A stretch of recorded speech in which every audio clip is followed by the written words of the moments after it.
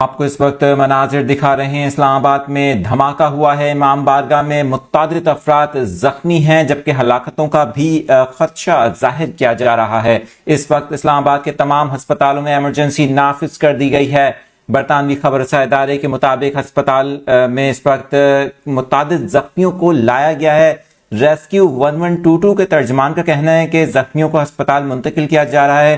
زخمیوں کی تعداد کے حوالے سے اس وقت کچھ کہنا قبل اس وقت ہوگا۔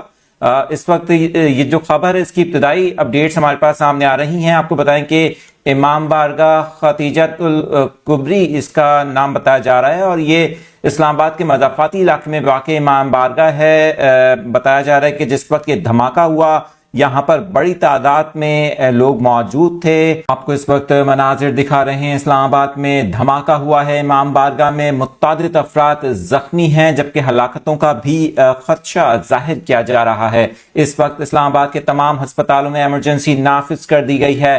برطانوی خبر رساں ادارے کے مطابق ہسپتال میں اس وقت متعدد زخمیوں کو لایا گیا ہے۔ ریسکیو 1122 کے ترجمان کا کہنا ہے کہ زخمیوں کو ہسپتال منتقل کیا جا رہا ہے۔ زخمیوں کی تعداد کے حوالے سے اس وقت کچھ کہنا قبل اس وقت ہوگا۔